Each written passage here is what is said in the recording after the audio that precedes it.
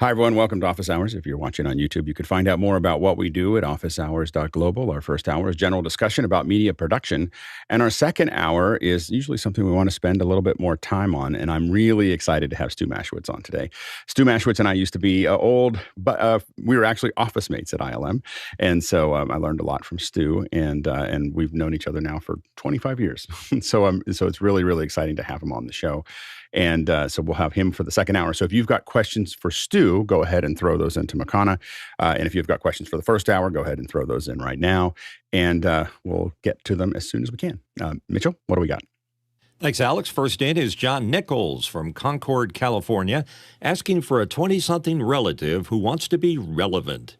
Where do I start learning 3D modeling, and where are the opportunities? Happy to take classes and or internships. Now seems the time. Go ahead, Mitchell. I agree, John. I think now is the time. And with prices being what they are, I would go with Cinema 4D. That's just my opinion. You're going to eventually end up there anyhow, particularly if you're looking for opportunities in the world of advertising and broadcast. So I think it's a good place to start. If money's tight, Blender certainly is a starting point. But there are pricing models for people that are in educational situations where they can get in pretty cheap with a Cinema 4D license. Go, Courtney.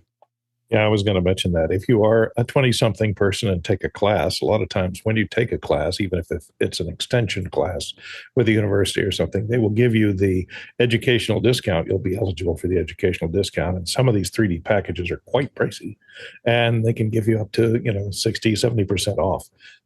But they're now mostly subscriptions, so you will end up paying probably. And it depends on what you want to do with your 3D modeling. If you're doing it for 3D printing, I'd suggest Tinkercad. It's free. It's a little bit different. It's not like for sculpting, but it's additive, Boolean type, so additive and subtractive.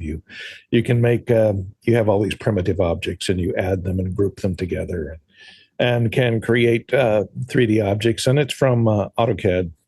So it is quite accurate on its rendering. So if you want to create things that are going to be printed out a precise size, it does really well with that. When you enter the dimensions in, they usually print out at those dimensions, and it's free. So that's the good price. Yeah. You can, as Courtney said, you can. I think Cinema 4D is like $10 a year for students. So it's very, very inexpensive if you're taking a class, any kind of class that qualifies for that educational discount. So it's a great one. There's kind of, I guess we're really getting down to basically 3 classes of 3D. I mean, there are 4 classes. There's kind of a lot of free stuff. So that's the Blenders, the Tinkercads, there's a bunch of stuff that's in there that all can do specific things. And then you have the big 3, I think right now is the classes of Maya / 3D Studio. And Maya is used heavily in visual effects and in Hollywood. And it's used that way because it builds a big core that people can build engineering on top of. And so it's not really something that a single person probably wants to use at home. It's a pretty complicated app. Houdini is more complicated, and Houdini is its own class of its own. Like, it is a very heady, very complex system that if you're good at Houdini, you really have a lot of job security, because not very many people are, and it's super powerful for what it does. So Houdini is kind of in its own little world. And then Cinema 4D is just a growing and huge part of the market, whether it's educational, especially broadcast. So Cinema 4D kind of owns broadcast graphics at this point. So I think that Cinema 4D is probably the best one to look at if you can get that discount. Otherwise, it's a little pricey. It might cost $50 to $100 a month to have the subscription. You can also do a buyout as well. But I think that it's the one that I've used for the last 20 years, for the 3D that I do. And so I'm pretty comfortable with it. And I think that it's the best app. If someone says, I want to get started, I want to get started. I want it to look good quickly, and I want to have a lot of job opportunities. Cinema 4D is a really good one to look at. I think that the hard part with 3D is, I'd like to say that you can learn lots of different 3D and it's all the same, but it's really not. You're learning all the keystrokes and doing all the things. It takes a long time to build that muscle memory. So you do want to kind of think about the trajectory. You may use other 3D apps, but you really are going to look at what do you want to get good at. And the biggest markets are in, the three big ones to learn would be Maya, Houdini, or Cinema 4D. The free ones are great if you just want to do stuff for yourself and you want to save some money, but there's not a lot of jobs in that area. So that's, so if you're looking at doing that, that's the thing you want to kind of consider. Also look at how this might incorporate into VR and the virtual worlds and all the other things. You want to kind of be thinking about those things. The most important thing is to start doing something. So start thinking about projects that you want to do. Take some classes if you can. E.J. Hassenfrost is an old Pixcore member and also does a lot of great training in Cinema 4D. And then Cinema, my son is learning Cinema 4D right now, and he's really happy with just doing Cineversity. So Cineversity is a whole training platform that sits inside of what MAXON does. And he's been really happy with that. He's kind of working his way through it. But try to find projects, work on any projects you can, try to help other people with it. Just the most important thing about 3D is doing lots of it. I probably wasn't what I would consider particularly good at 3D until I was maybe a couple thousand hours into it. So you just want to kind of think about, really, you just got to put the time in to build stuff. It's not going to happen with a weekend class, but those classes can accelerate a lot. How fast you can learn things. Most of the time when we did it in the 90s, we were, there was no training. You just kind of figured it out. So I think that there's so much great training out there right now. I think that you're in a good place, and it's a great place to get into right now. There's still going to be there's a lot of building demand for being able to build 3D assets for whatever the metaverse or whatever they want to call it, that eventually arrives. Next question. Paul Wallace from Austin, Texas, asking, Andy Jassy, the CEO of Amazon, told employees who refused to return to the office, quote, at least 3 days a week, unquote, that it's probably not going to work out for you at Amazon, unquote. Is this harsh? Good, Bill. Well, I think Andy was maybe laying down a marker saying, look, there's parts of our business, and there certainly are parts of his business. I mean, obviously, the warehouse isn't going to work unless people show up at the physical warehouse. On the other side, on AWS, I imagine a lot of that work can be done virtually very easily because it's a virtual service for all intents and purposes. So it's got to be group by group. So whenever anybody says something huge like this, I think it's laying down a marker and saying, look, the pandemic's over. We have a lot of circumstances where flexibility does not meet the company's goals. There are certainly some instances and some jobs where virtuality does meet the company's goals, but I think this is kind of a marker statement. That's what it feels like to me. Go ahead, Courtney.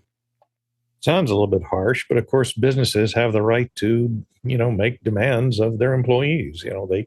They tell you when to work and where to work. That's why you're considered an employee. Otherwise, you might be considered a freelance, contract player, a contractor, subcontractor. But I think they want to amortize the buildings that they've built and the office structure that they've built, and they are paying a certain amount of insurance on all that stuff, and they want to make sure that it's going for good use and not being only used like 1/4 of the time. So they have the right to make the demands, and it's a big world out there. And if you can't abide by your company's restrictions, look for another company. Yeah, it's going to be really fascinating to watch how this turns out. I think that I think it comes down to, I think it's less about buildings and amortization and more about the managers just don't know how to do this. They were all really good. They got to where they were playing football, and then for 3 years they had to play water polo, and they don't understand they don't understand how to swim like that anymore. And some of them were really good at it, and they were like, oh, this is great. And a lot of people were like, I like water polo better than football. But the problem is now they want everyone to go back to football, and there's a lot of people out there that are like, hey, I really liked water polo, and there's a big argument over who's good at what. The managers, I think, are not particularly good at understanding how to do this. We see companies that are totally virtual that work very effectively. I would argue more effectively than most return to office type companies, but they hired people that were good at that. They have built a culture around being good at that. They hire people, everything is built around that culture. These are cultures that are not built that way. And so I think it really comes down to, they just don't know how to create culture when everyone's not in the same room. That's what all of the management is used to. That's how they got there. So I think that's going to be, there's a tug, push and pull. I think the employees that come back will probably come back, but anybody getting forced to come back is going to be looking for another job. Like that's what's going to happen. And I think that a lot of big companies that are kind of forcing this issue, it may feel like they're successful as employees come back, because the employees can't solve that problem today, but can they solve it over the next 6 months or a year? And more importantly, what drag does that have on productivity? And Amazon's known to kind of beating productivity out of their employees, and so they may be able to make that actually work. But how long will they stay, and how quickly will they look for other jobs and other things like that? So I think that's going to be the real challenge for a lot of big companies that are forcing people to do return to work. Next question. John Nichols from Concord, California. Alex, you mentioned you have 6 monitors for your setup. How are these routed? Do you have computers for each monitor? Are you using a KVM switch to control the computers? If so, which one? Oh, it's so complicated. I actually have more than 6 monitors, but roughly 6 monitors. I think it's 1, 2, 3, 4, 5, 6, 7, 8 monitors right now. It's a mixture of how they're being used. So a lot of the monitors are going through a Blackbird. So this is a Blackbird 8x8 matrix, and that way I can kind of change what's on each monitor. I have to admit I don't change it very often, but I can change those relatively often. And then I have a KVM switch. I have an 8-port KVM switch that I actually just got because I ran out. I can't say that it's particularly a high-end KVM. It's called a T-Tech. I used to use one that was a P-Way, but that was only 4. Now I have 8, and it's a T-Tech KVM switch and in port or something like that. And I just got it. It seems to work fine. It beeps when I change it. I know there's some setting I haven't figured out yet. So you hear it beep, you'll know that I'm changing monitors or changing controls. So that manages my keyboard. It does manage HDMI up to 4K 30. I don't use it for that. So I don't use the KVM at all for monitoring. I just use it for the changing my keyboard and what it's controlling. I have found after killing a couple of KVMs that I do have backups. So I have this trackpad. I don't use this regularly, but I have it here, and that's in case I pour something on my keyboard. I can very quickly turn this on and control the show. So I have some backups there. The monitors are almost all on arms, and so I use these little Huo like these kind of they're like $80 an arm, and they have usually two arms per, and they're all attached to the desk, and so that way I can kind of move them around. I don't really like them on. I have one monitor under my camera right here that is it's stable, but the rest of the monitors are all I can all just kind of grab, turn, move around. And that's been really effective. I have to admit that this is a light version of what I've had in the past. People used to joke that my system was called the Array because it was at one point it was 16 monitors, and I decided that 16 was too many. So that was a long time ago. Go ahead, Chris. I was going to say, would you say your desk looks a little bit like tanks in the Matrix? Oh, yeah, it does. It does look like a lot of that. I should actually make it look exactly like that. That would even be more fun. Nah, you'd have to add a bunch of CRTs. Yeah, I won't do the CRT part, but I'll do the dark area. Yeah, exactly. So it used to look a lot more like that than it does now.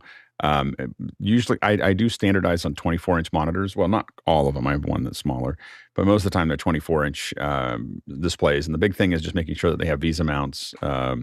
They have a regular IEC C13, and that they have HDMI in, and then I can just kind of tie them in as needed. So. That's handy for you because you still live in a world where Amazon is available in the future. I don't think you'll be able to be so picky about the types of monitors you require to build your desk. I also have a lot of computers. I think that is the thing. I have 2 PCs.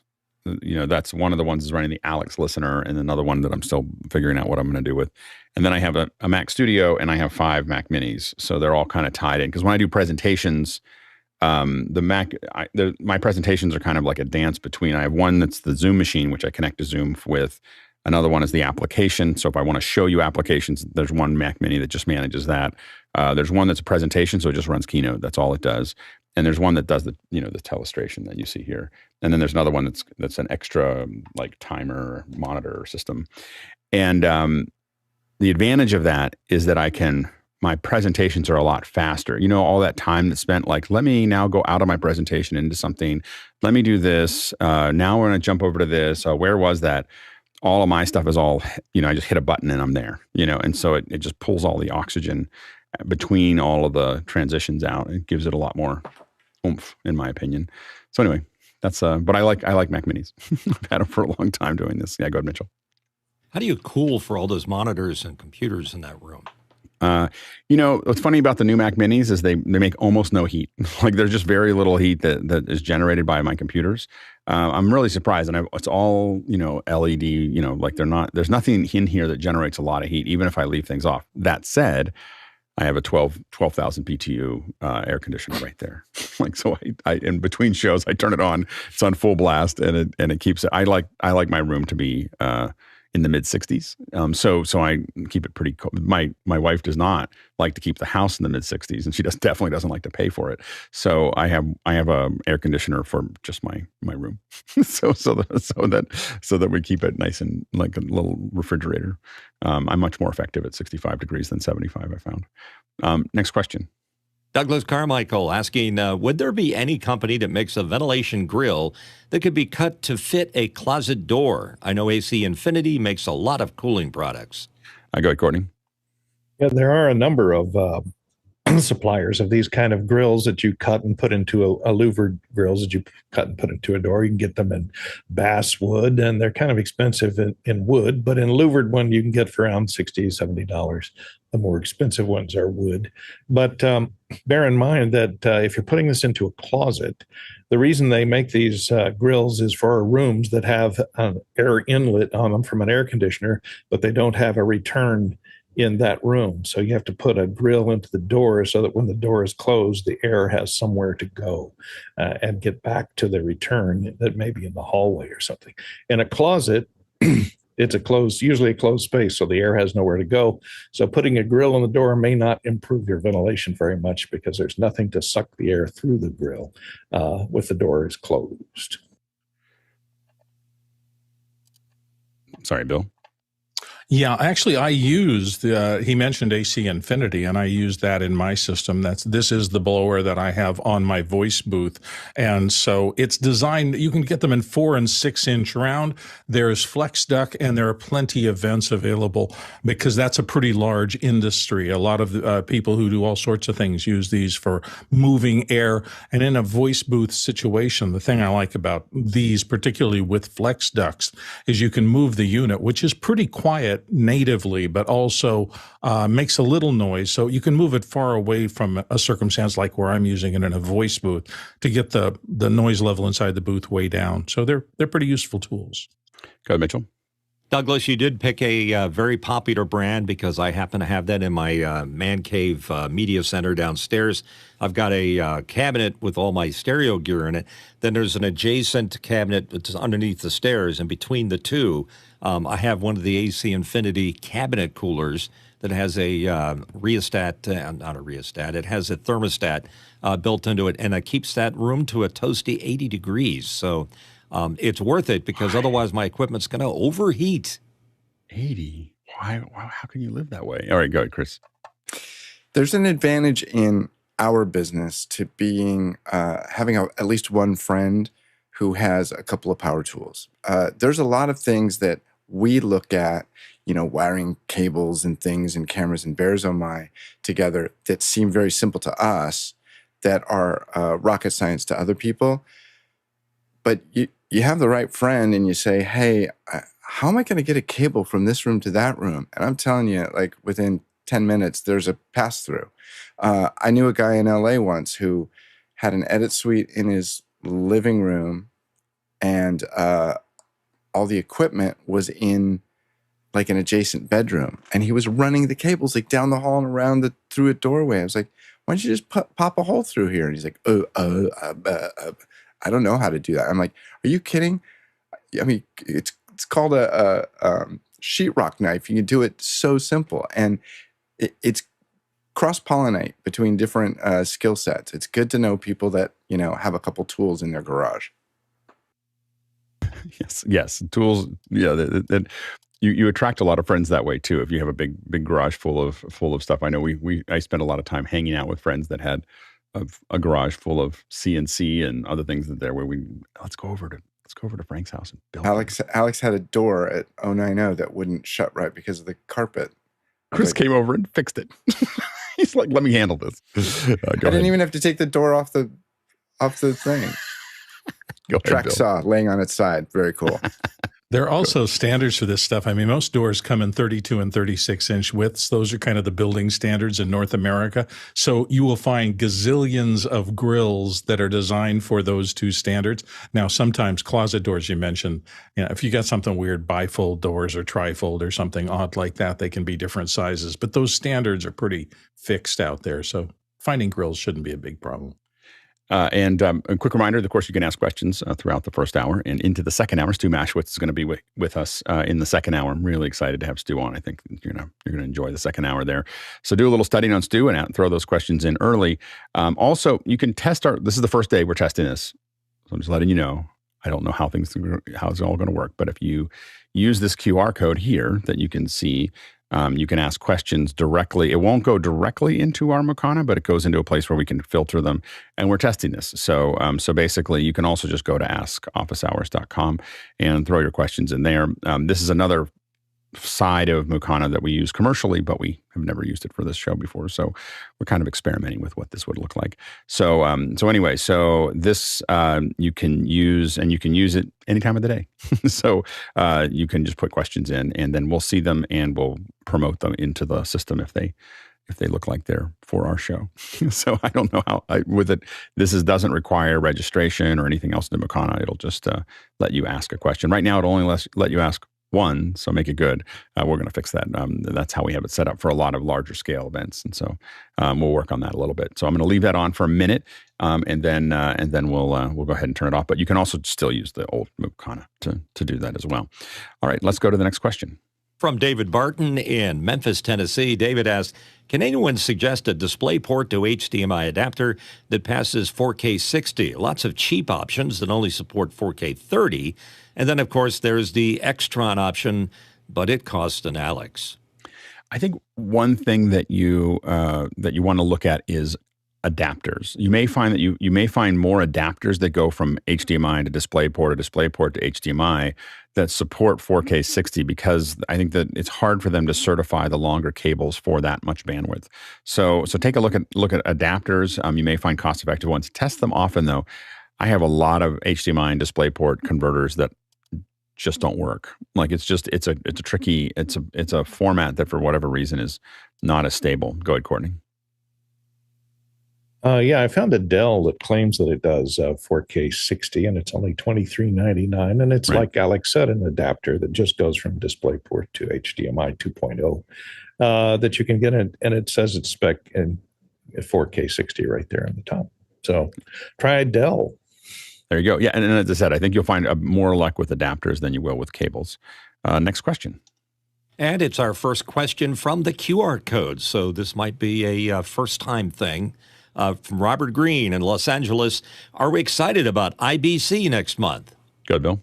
Yes, and very excited. I mean, it's in one of the great cities in the world, Amsterdam. And I always thought, just like I remember being out with John on the rocket shoot in the playa, and I had my bicycle out there. I'm really looking forward to somebody taking a small camera out a little bit, just a tiny bit for an opening segment and giving us a little view of Amsterdam, because most people don't get there over the course of their life, and we're going to be there. That'll be fun. But IBC is a huge show. It rivals NAB, so there will be lots to look at. And I'm very much looking forward to watching our coverage. I realized I have some great establishing shots from old IBCs that I can probably use. Not of the Rye itself, but of Amsterdam. So I've got ones of boats going around and the wide shots. And I had just bought, like literally right before I went, the 6K came out, the Blackmagic 6K came out. And so I bought it and took it to Amsterdam and shot all these like raw footage of things that were going to just be useful. I realized I should go back and find those for the team, because that would be kind of fun. The team will be covering... Yeah, the team will be covering IBC on the 15th and 16th of September.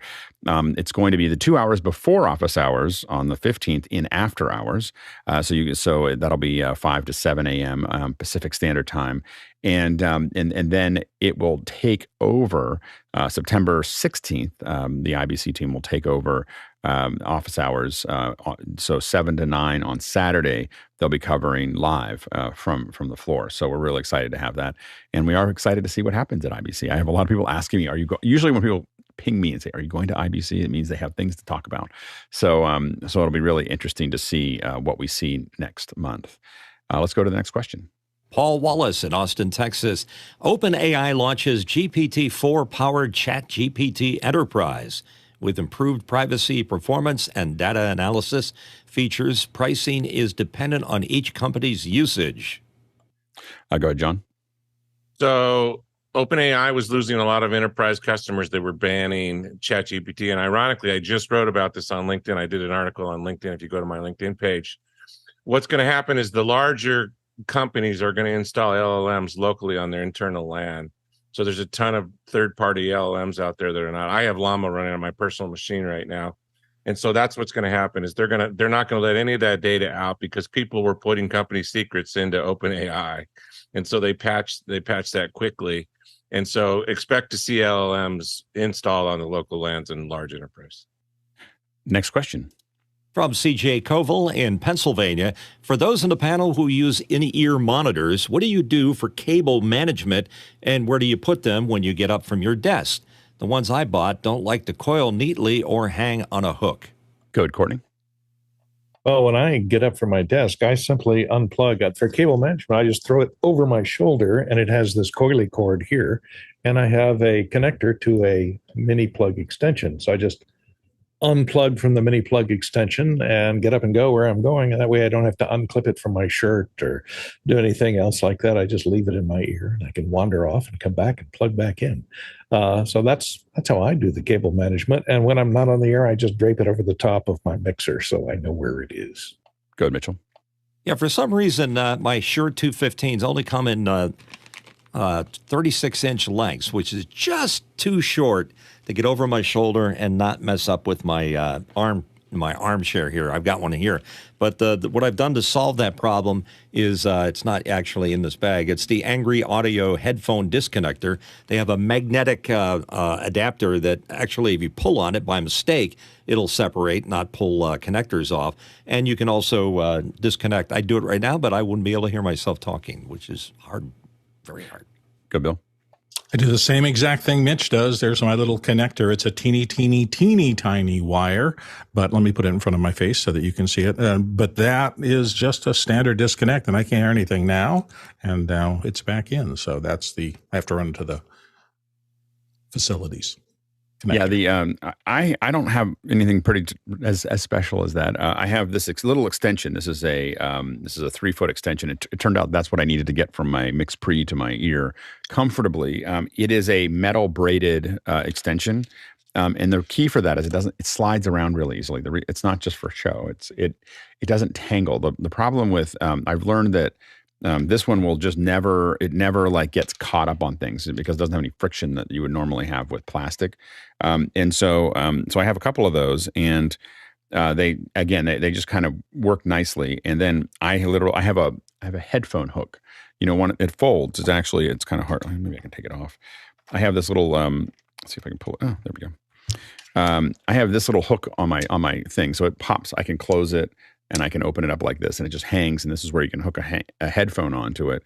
And when I take these off, I just kind of throw them over. It just gives me somewhere to grab onto it. It just gives me somewhere to throw them. Otherwise, you're right that they just end up on the floor for me.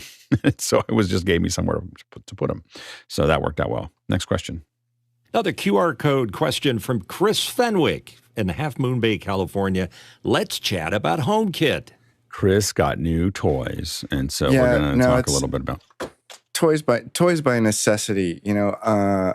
I've been the reason I'm in a new background here is I'm living with my mom to help take care of her, and she's got a big house. She wants to live in her house, and it's hard to, I'm a fair distance away from her, and so I wanted to develop a little panic switch system. So I got some of these little switches, and I started playing with HomeKit, and I put these little modules here. Like for example, here, let me show you here. So here's a couple of, so there's your HomeKit. HomeKit works with shortcuts, okay? And then you can get these little modules that you plug into the wall to make a lamp go on and off or whatever. It could be like your coffee maker or whatever. This little switch here, it's a little tiny battery-operated switch.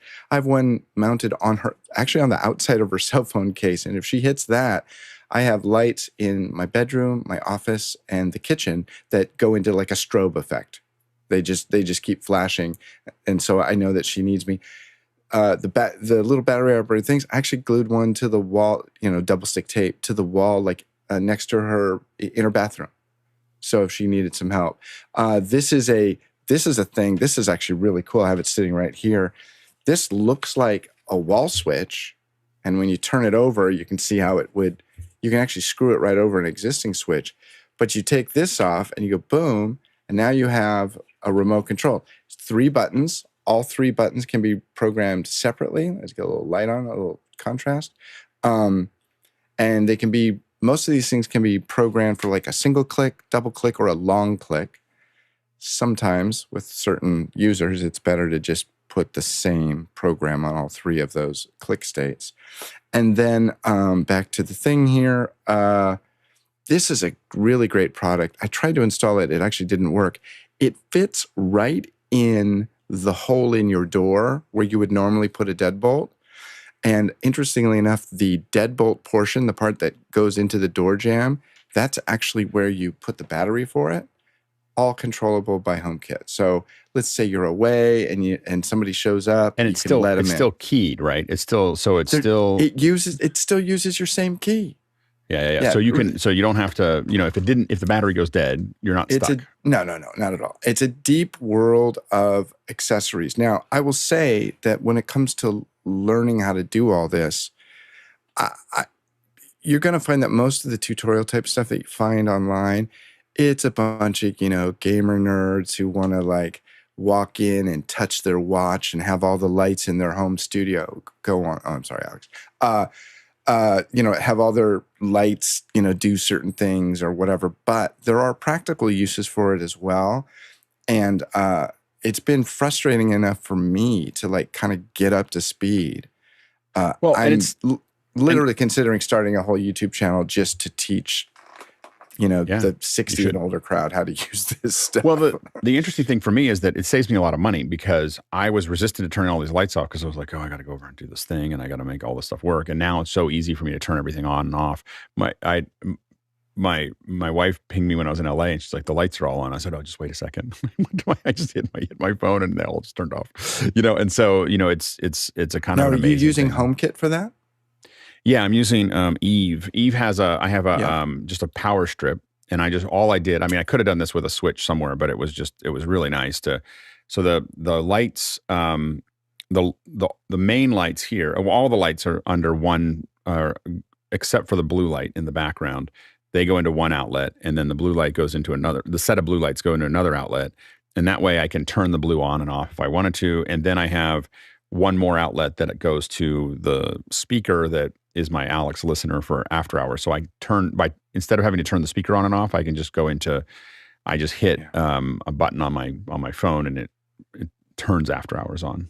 For me. Eve is a big player. They're kind of the more high-endy Alex Lindsay priced thing. And it hasn't been 100%. Like their single outlet, I'm still struggling with. It's the one that works has been the larger strip. Yeah.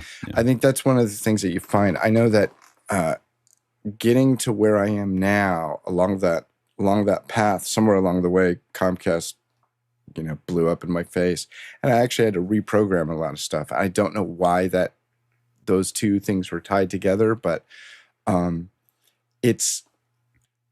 me, a lot of it feels like you're skating on a lake and you're not sure how thick the ice is.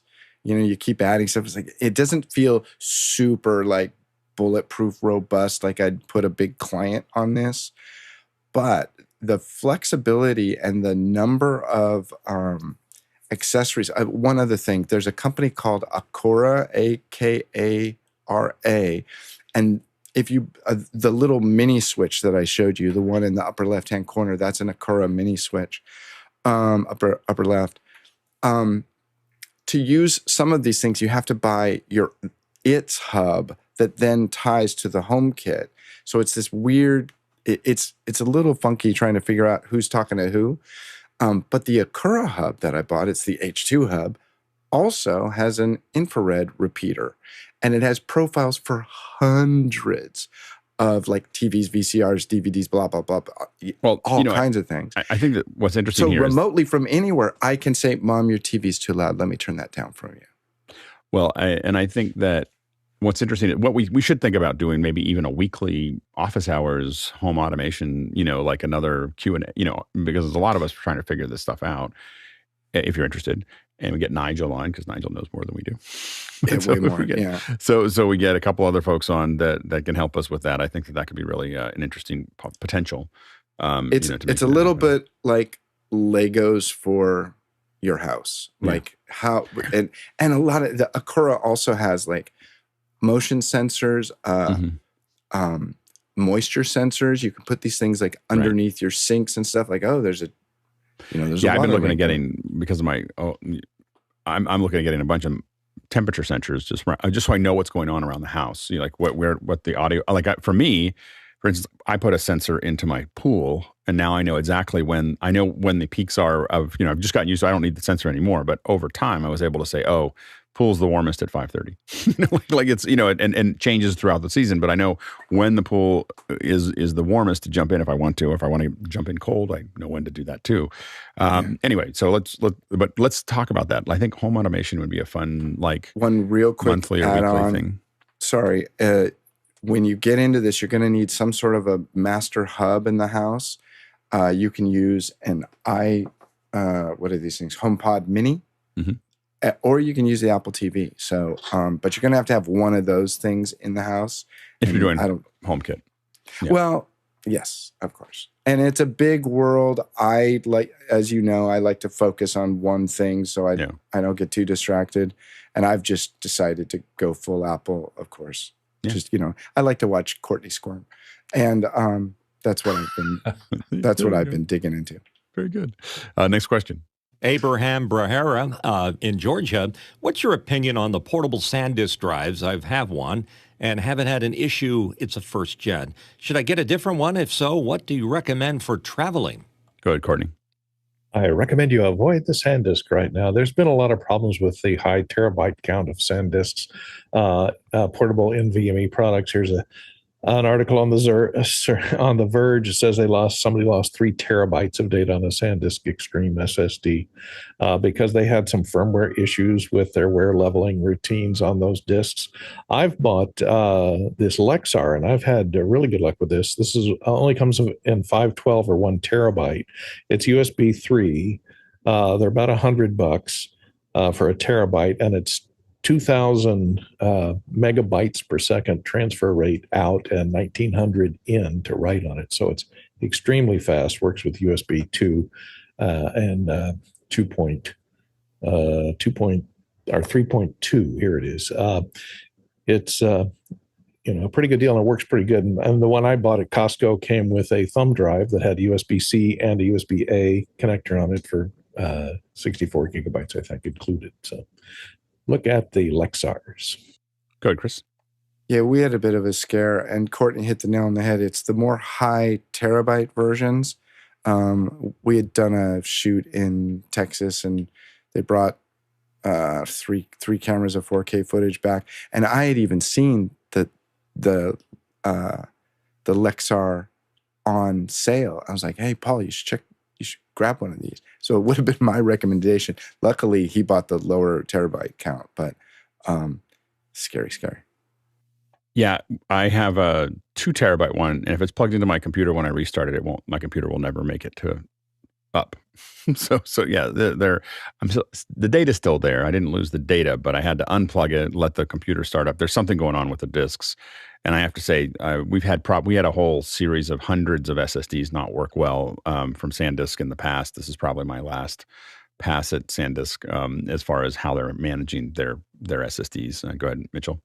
OWC has a utility for reformatting SSDs, and apparently it works better than most manufacturers. I'd be very interested to see how that works. Yeah. I just wouldn't put anything important on a SanDisk right now. Next question. From Michael Smith in Silverado, California, recommendation for QR code scanner, iOS and Android. the phone, I mean, the photo app. It depends on what you're trying to do. So if you're trying to put it inside of there are plugins, for instance, for FileMaker and other things that work inside of the app to do that. But the photo app by itself, if you just point it on an iPhone, will just automatically give you the QR code. In fact, if you have an image on your phone, if you do a screen capture of your phone and you just press on the QR code, I think in iOS 17, I don't know if it's earlier than that, I noticed that you can just grab the QR code as well. So it's pretty portable. All the newer versions of Android, the last two updates all support QR codes natively as well. Before that, the support was a little less. Go ahead, Bill. Yeah, I've had exactly the same experience Alex did. I actually had 2 QR code readers on my phone from 2 different manufacturers. In the early days, I used those, but now it's so integrated into the phone that if you capture a QR code just in general and tap on it, again, as Alex said, it just takes you to that link. Next question. Alan Scott from Fredericton, New Brunswick, Canada. Is there going to be a way to tag questions for a second hour in the new system? So what he's talking about, of course, if you use this QR code that we're just testing today, can you actually tag things? Not yet. And so we're not sure how that's going to work yet. We're just testing this. We're going to see how it works. So we've got a whole bunch of questions that came in. By the way, if we don't get to your question today, the nice thing is we'll leave them there. We'll only bring them up if we need to, because we don't have right now a way to send them back to you because there's no login. So it's we're kind of working through those things. So I would say if you're already using Makana, thank you for testing it today. If you're already using Makana, I would still use Makana for that. If you are watching this and you want to try to ask questions, and by the way, this QR code will work all the time. So if you're watching this video later and you have a question that pops up, or you have that, if you save that URL, you can just open that URL and ask a question. Now you can only ask one right now. We're going to fix that so that you can ask more. So it's still like a little bit of a little kludge there. But again, we're just learning how to use it. So just you'll have to be patient with us. This is how we test things. Go ahead, Chris. Yeah, I think the best thing to do is think of this as like Makana Lite. Now, watch this. This is going to be really fun. Watch me get Alex spun up. So, hey, Alex, how did you make that QR code? What website did you use? Don't ever use websites for QR codes. Here we go. It is the devil. The devil. You want to use, I use a QR factory for it, and it sits on my Mac. Next question. Next one in, Matt L., Oakland, California, going to stream a live a cappella show. 2 cameras, Zoom F8N Pro, taking in 4 mics to Blackmagic Design Mini Pro ATEM, 2 Live View Solo. Should I anticipate audio-video sync issues? I don't think so. I think that if you're embedding it into the switcher, you should be very close. And if not, if you have an analog input, you do have delay available. So the best way to do that is to test it. Is to you hit record on the far end of it, whether it's QuickTime or whatever you want to record video from the ATEM into your computer, and then just clap. Or use a clapper or do something that's going to, and then look for the impulse in the audio and see if it matches up with the video, and then you'll know whether you're on or off. Anytime you build a new system, you should check for sync. Even if you think it should work, always check for sync, and that's the best way to do it. Next question. Tommy Shands from St. Paul, Minnesota. With the new ATEM Mini Pro going into a Windows laptop, what are ways I can record the program locally? I'm looking for a redundant recording for live programs pushed to YouTube that might be dropped. You should Blackmagic Express, Video Express, or I don't know I think that's what it's called. There's an app that gets installed with desktop video that runs on the Mac and the PC, and that records quite nicely to a hard drive. So you can definitely use that to record. So you should be able to download that for your Windows, and it's probably the easiest, fastest way to do it, and it's free. Go ahead, Courtney. No, there's an easier and faster way. Is just to use an external recorder like this is an HDMI recorder. So you put it in line with your HDMI out, and as long as your audio is embedded in your HDMI, it will record the whatever you're sending down it. And you can get them for under $100. It uses a USB thumb drive to record onto, and it records in H.264, 1080p, or 720p. And I use that for capturing a lot of backup stuff. Anything that goes in or out. And that way you're not tied to your computer. So your computer could die completely and your ATEM would still be outputting and recording on this device, even if your computer locks up. And you could also put that in line so that you could record locally if you still want to record something higher res than H.264, you could do that, but have this as kind of your hardware backup too. So that's a good idea. Next question. Mark Giuliani from Washington, D.C. asks, what is the best way to share Polycam files so others can be in the model? You can actually share it from Polycam. So you can share it if they have Polycam and you have Polycam. So you just share them. You can just share a Polycam file. It's in the share menu. So you have your little setup there, and it will send that whole file over to them. I don't know if there's a way for you to collaborate on that. I haven't tried to collaborate Polycam files in the past. Now, if you just want someone to look at it, there are a ton of outputs in Polycam, so you can output it. I mean, usually if I'm going to send it to someone, I'll typically send it as a USDZ file because with scale and everything else, it'll just pop in front of them as USDZ, and they can walk around it if they want to, or other things, or move around it if it's small. So I would, but you can just send straight Polycam files to other people just via text message. Next question. And it's another QR code question from Bill Davis in San Diego, California. What does the QR in QR code stand for? What does it stand for, Bill? It's a test of my laziness that I actually didn't know at first. I'd never looked it up. Yeah. So I got so annoyed by the fact that it was pushed down that I thought, oh, I'm going to look it up. And sure enough, there it was. I typed, what does QR code stand for? It stands for quick response code. Quick response. And we're testing that right now. There you are. Next question. Todd Reynolds in North Adams with another QR code question. I ordered a Dell 2712 HD video monitor to pair with my existing 2712.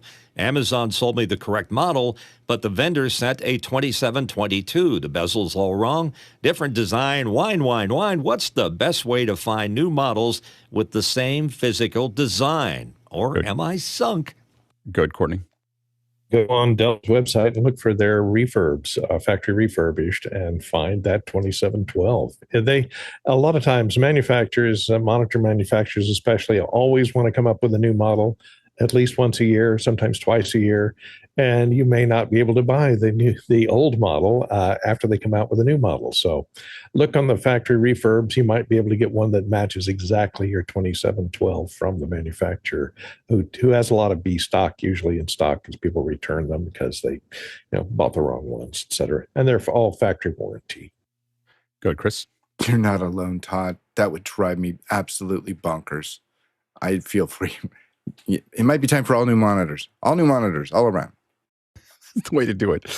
Yeah, you might be able to find on eBay as well that you may find that are used. They might be a little scuffed up. Hopefully the screen's not. I have to admit my Dells don't match. So I have two over here. I did group them together so I didn't go crazy.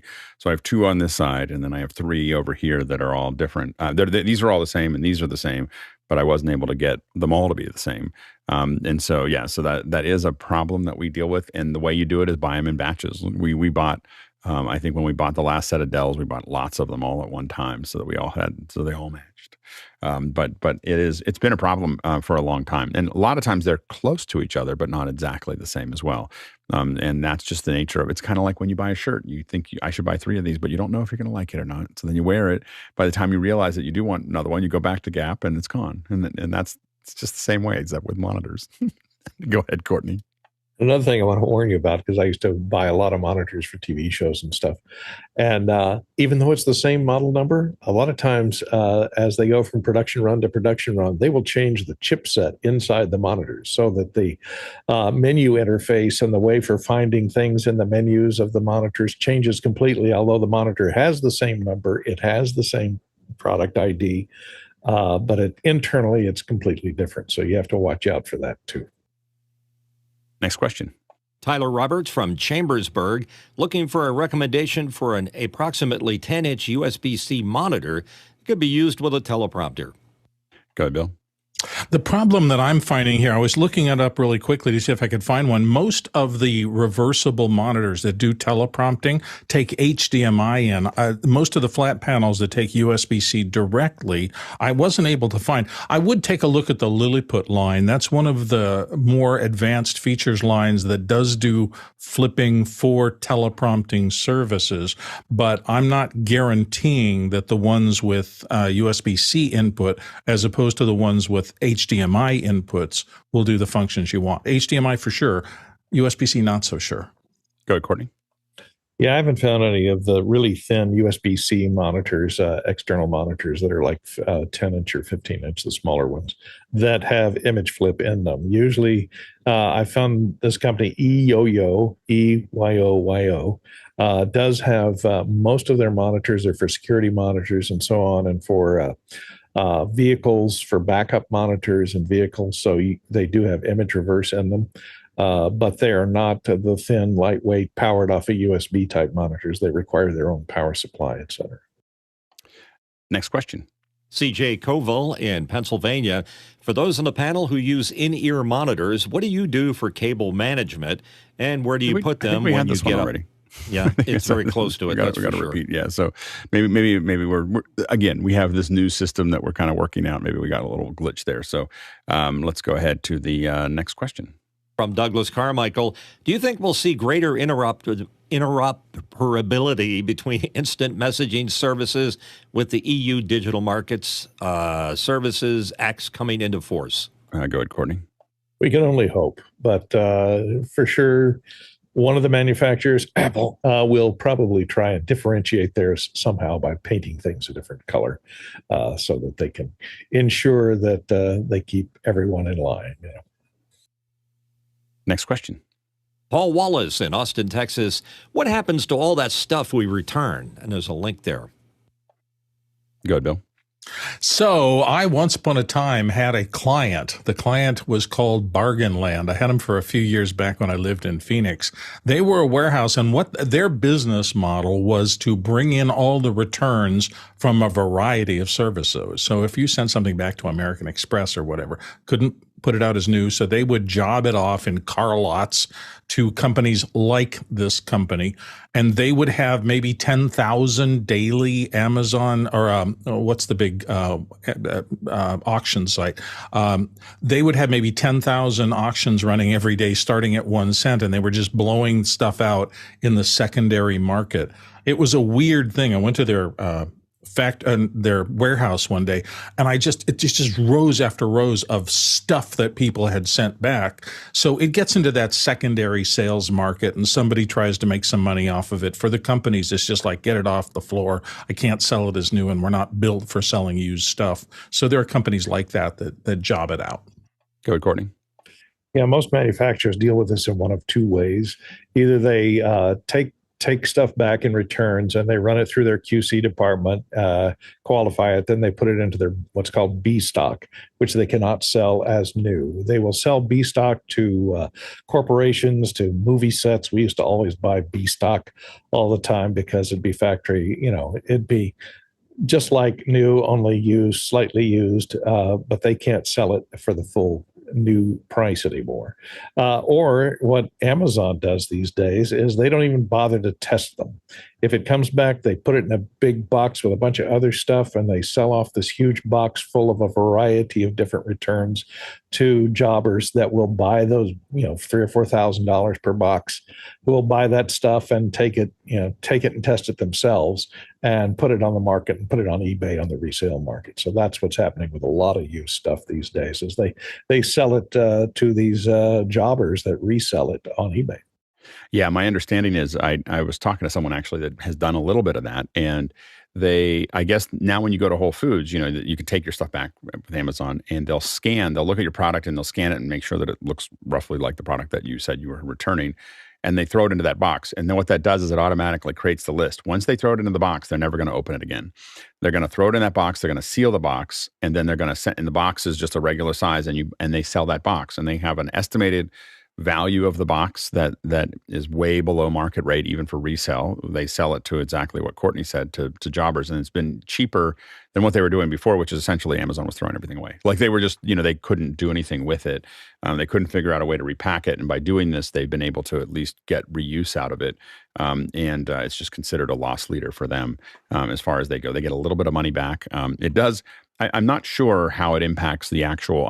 Obviously Amazon takes the money back from or I don't even know how they credit the company that, that return went to, but they get some money back for that. It's probably cheap. I think that the math is it's cheaper than the companies actually having labor to handle the returns, but it's kind of a crazy. It's one of those crazy math problems. Go ahead, Chris.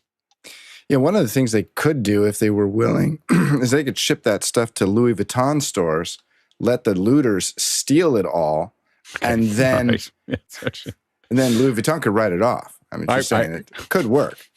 I once had a car that was so bad I just left it out because there was a law in Denver that said they'll just take it away from you if you leave it out too long without registration. I just left it out in the front and they just took it away. I was like, thank you. Next question. Next question, Douglas Carmichael asks, how do you download the latest Isadora beta? I think you have to be inside the forum. I think that the link to that is inside. So you have to go ahead and go into the registration area there, and it should be linked there along with the release notes, I believe.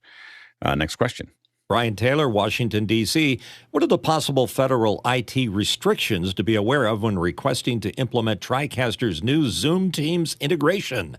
We have a limit to the virtual accounts that can be assigned to our names as a Fed. That's a really interesting question. You do have to get into the situation where it gets complex, and you're really going to have to figure out what the rules of engagement are there, because is Zoom's registered for your agency, and same with Teams. And then, I think that the problem you're having there is when you have that integration, is that considered a user, and how does that deal with security and how, and data security and so on and so forth going out to that Tricaster. And I think I don't have an answer for you other than it is a prickly problem if you're going to be exporting for any kind of secure location, if you're exporting that out. And the other thing to look at is I don't know how Teams work, but I know that other video platforms will, you can put a reflector on-prem. And so you can actually have everything staying inside. It doesn't have to go out to the cloud. So there's a couple different ways to manage that as far as security, but it is a security hole to have something that can record and everything else that's there. So you're going to have to talk to your IT. There could be a lot of restrictions in having a host specifically designed to record, and in this case, pull feeds to make that actually work. Next question. Douglas Carmichael, Disney video effects workers have filed for a union election with the U.S. National Labor Relations Board.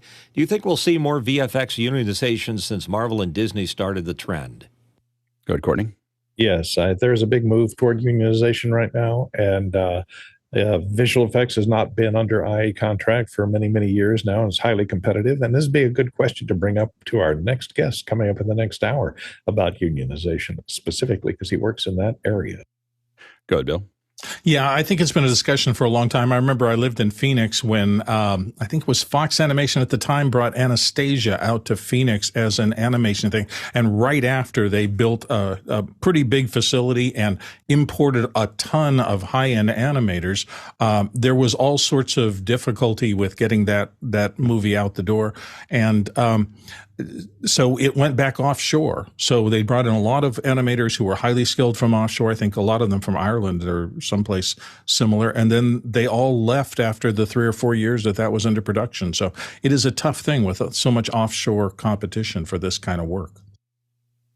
And a quick reminder, of course, we've got a lot coming up. Stu Maschwitz will be here in just a couple minutes. We'll be talking to Stu there. On Wednesday, we have object-based editing. This is audio editing with Robert Scoville. We're really excited to have Robert on. Also on Thursday, platepros.com. David C. Smith will be on talking about how they shoot all those plates that we put behind us in some of our car shots. And then on Friday, NDI workflows. And we have an incredible team that's coming together to talk about this. I think that, it's just a list. I mean, Roberto Musso, Lenny Nelson, Elias Perunen, Jeff Keithley, and Fritzen McKieran will all be on. And these are some of the world experts in NDI. So it should be a really, really interesting Friday to be here for that. Of course, on the weekends, we have just Q&A for as long as you ask questions. So that's how the weekend actually gets built out. And a quick reminder again that we have we're going to be covering IBC on the 15th and the 16th. And so that is IBC is basically the coverage that we have there. It's after hours, before office hours, and that'll be on the 15th. And then we'll be taking over office hours on the 16th, on that Saturday. And so that coverage will be a couple hours each day. So if you've got questions or you're interested in basically the European version of NAB, definitely check it out. It's a really hard one to cover because the RAI is so complicated. Anyway, so to move around. We're really looking forward to seeing what that coverage looks like. And also later today, we have a test area. People don't know how to get on the panel. They don't know exactly how to get set up. So we have a way for you to practice as a reader or as a host or as a panelist. And that's at noon Pacific Standard Time, 3 p.m. Eastern Standard Time. And basically, we kind of go through all of those things and let you kind of figure out how this all comes together and how it all works and how you can be part of that. So I highly recommend checking that out. You'll see more information on the email that goes out as well as in Discord. So definitely look for those. We'd love to have you join us on the panel. And this is a great way to get started. And now we're going to go ahead and jump into the second hour.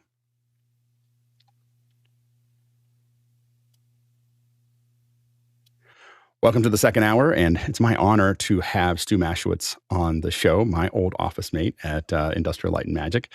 Stu is a filmmaker, photographer, writer, visual effects artist, and filmmaking software designer. After graduating Kyle Arts, Stu spent 4 years at Industrial Light and Magic, working on little films like Twister and Star Wars and Mission Impossible, before co-founding the Orphanage in 1999. Stu has directed music videos, award-winning commercials, and second unit for film and television, as well as creating one of the coolest movies made in the last decade, which is Tank, which is just amazing. Hopefully Stu will show us a little bit of that and we'll talk about it. He wrote the DV Rebels Guide and created the screen writing app Slugline and designed the Magic Bullet color grading system for Red Giant. Stu is now the chief creative officer at Maxon, and he maintains a filmmaking and photography blog at prolost.com. It's good to have you here, Stu. So great to be here, man. It's awesome to see you. It's so awesome. I've been waiting. I felt like we had to wait until we were grown up before we could have Stu on. Like, I was like, I got to make sure all the pieces are there. So anyway, I'm really, really excited to have you here. It's fun to be here. How did you get a lot of these questions? I realized Stu and I were office mates for like a year and a half. And I realized there's a lot of things that I don't know. Like when did you know that you wanted to get into filmmaking? Yeah, I mean, it really was that, my memory of it is a bit hazy, of course, but the experience of seeing Star Wars as a kid, I think I was about 5 years old. I just kind of pointed at the screen and said, whatever that is, I want to do that, too young to really understand, but had kind of the kind of like J.J. Abrams, Spielberg kind of childhood thing of like dad had a Super 8 camera, had a DSLR, not a D, sorry, just SLR. And so there was a sense of like understanding how images were made and just kind of that early fascination with the movies themselves, but then realizing little by little that when those specials would come on TV and they'd show you the behind the scenes with the models on the sticks, that like that was the real juice for me. So I'm in the very strange position of having decided at age 5 what the job that I wanted and then having gone and done that exact job. I know. I think a lot of us that were at the time we were at ILM, I think a lot of us had that experience where what drove us into what drove me into computer graphics was Star Wars in the same way. Yeah. I think I was about the same age. And I started programming graphics so that I could work on space films when I was 10. Like, I don't know, like I will turn these pixels on and I don't know what that, and one by one. Yeah. And it was funny when we had, I don't know if it was the same way for you, but I know when they did the re-releases, all of us got to go to Smith Ranch Road or Roland Plaza or whatever, and we got to watch the Star Wars. And I think it was probably for most of us the first time we had seen Star Wars back in the theater since we were 5 or 6 years old. And as the text went up, as it was going up, you could hear the whole audience like it was like this like emotional release that happened of like, this is why we're all here. This was. Now, how did you end up at Cal Arts? Well, that was, so like you, I had that kind of, the convergent track of being interested in computers and interested in filmmaking, right? So, and I kind of chose the public high school I went to in the Twin Cities because they had a magnet program for video. So they wound up with a video toaster and an Amiga, running things like Deluxe Paint and what was it, Sculpt 3D and things like that. So I had been making computer graphics, since it was a very sort of sticks and chewing gum kind of operation. And by the time I graduated high school, I had a little bit of a demo reel put together. And that was also the era of the Spike and Mike Film Festival, midnight screenings of like the Computer Animation Film Festival. And I kept hearing CalArts over and over again as a place where some of these animators were coming from. And I remember when I took my SATs in the gymnasium in my high school, you could check a box next to the name of a school and they would send your scores to it. And I saw California Institute of the Arts and California College of Arts and Crafts. And I thought, well, one of these is probably CalArts, so I better send them both my stuff just in case. I think back then it was like the big feeders for ILM are CalArts and Sheridan. I think those were the bigs that seemed like a lot of folks that we worked with. Now you got out of you graduated CalArts and was it hard to get into ILM? Like what was the gap between when you graduated and when you ended up at ILM? It was such a dynamic time, right? Because I got there in 91 and the film industry was still pretty analog at that time. And I even took an optical printer course at CalArts. Oh, that's awesome. And luckily for me, it was Mondays at 9 a.m. And so I dropped out and played around with the computers instead. But the sense of like the industry changing, Jurassic Park happened. I went to see it with a bunch of my friends. And then the next year, the CalArts had a computer lab that was ILM's old donated computers. So they were all the same computers they had used to make Jurassic Park, and they were sitting in a room, and you could go in there and you could learn how to use Alias, Wavefront, whatever, but I was actually more excited by the Amiga lab. The Amigas were really my jam. Like I could really get stuff done there. But in the time between my third year and my fourth year, it went from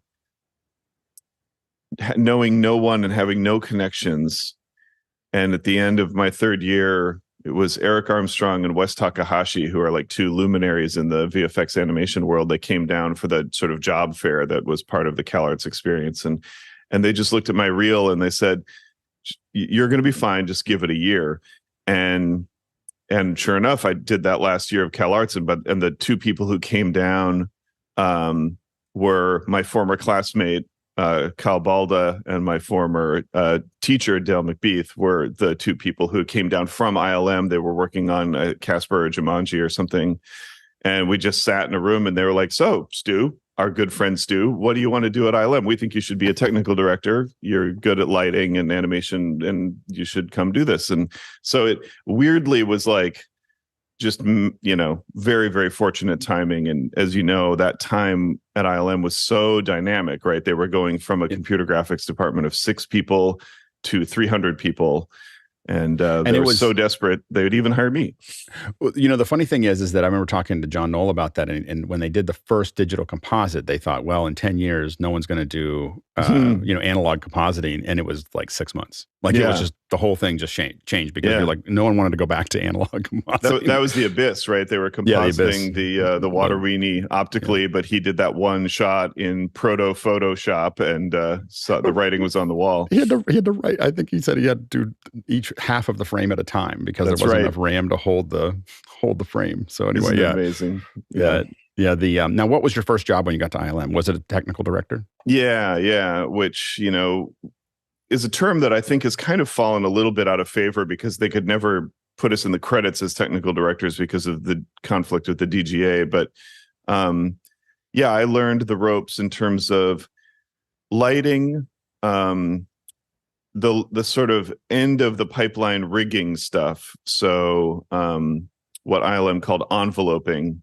So I got a little bit involved in that. I did some of that work on the Jabba the Hutt scene in the special edition of Star Wars. But really lighting and compositing were the things that I focused on. And so I did lighting on shots in Casper. And it was kind of like you could do two things on a shot, but you couldn't do three things on a shot, right? So if I was animating and lighting, then I wouldn't be doing the compositing, or if I was lighting and compositing, then I wouldn't be the animator, or whatever it was. But little by little, I carved out a bit of a reputation as being good at a certain kind of technical animation. And so that's why I wound up working on the first Mission Impossible film, because of the helicopter and the tunnel scene, which is where I met John Knoll. And that's kind of where it all started, I guess. And that's really, how did I worked with you at the Rebel unit, but I don't remember how the Rebel Mac unit got created. Like, what was the beginning conversation there? Well, that's the crazy part, right? So yeah, I had established myself with a bit of reputation for doing this kind of technical animation stuff. And so the whole crew coming off Casper was wanted to work on Dragonheart, right? Because it was a chance to do a photorealistic character who was kind of the main character of the film. I had seen a test that John Knoll had done, rendered in electric image on his beige Mac, of a helicopter going down a tunnel. I just walked by a room and saw it playing on a monitor. And I said to my manager, "What's the helicopter in the tunnel movie?" And they're like, "That's great that you want to work on that, because everyone wants to go work on the Dragon movie." And of course, John Knoll and I got along great. We had a lot of fun talking about how helicopters fly and the dynamics of it. And I just thought, oh my God, I am just, I'm right where I want to be. And I'd go up to his office, and there he was on his Mac animating X-Wings and TIE fighters. I'm like, "John, what are you doing?" He's like, "Well, I'm single-handedly reanimating the entire end of the most seminal visual effects movie of all time.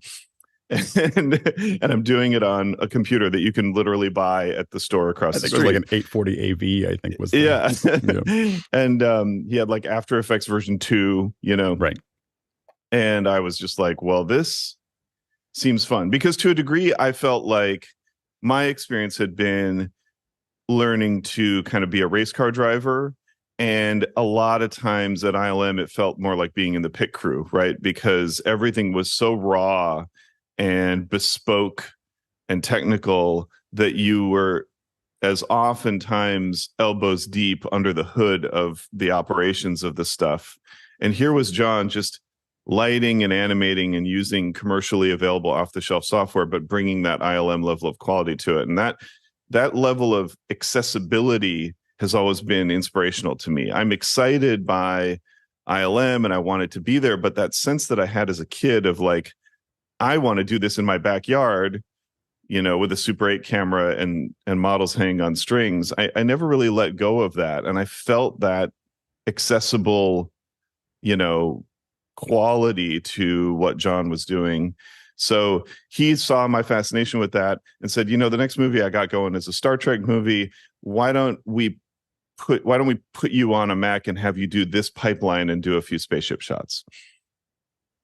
Nice. And that was and then it was just building around that. Like that was a success. Yeah. Let's get you some more people. Yep. And you just slowly started to pick up speed until somehow they made a mistake and brought me in. So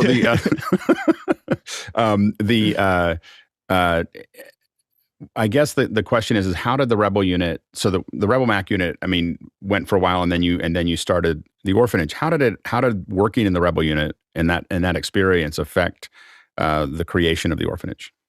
Yeah, in every way, it's a direct correlation. It's like we had this entrepreneurial spirit and also this interest in filmmaking. So at some point, I think on a lunch, I went to the Corte Madera Mall and went into, the Good Guys or whatever electronics store and saw the first DV camcorders. And I literally just bought it on the spot. And I was broke at the time. I was newly in the employed world. So it was a $4,000 camera. And I was like, well, I will be buying that today. And I don't know why, And you may remember that ultimately I did figure out how to get a FireWire card installed in one of the Macs in our office. And So that sense of like, okay, cameras are converging with computers. The type of visual effects work that ILM is known for, we know for a fact can be done with off-the-shelf hardware and software. So something is happening here where what was an esoteric, mystical art that required big iron hardware is now something that you can just engage in just purely based on the spirit of like scrappiness and we thought we can build a company around this, So the Orphanage was kind of a combination production house, post-production visual effects studio. We did visual effects for movies, but we also did digital finishing for that sort of early generation of DV shot, indie movies. And then ultimately, when ILM disbanded their commercial production department, we took over some of the team from that group and had the ability to do in-house commercial production, which is how I got to kind of make the transition from being a visual effects artist to a director. And what are the challenges of running a VFX firm?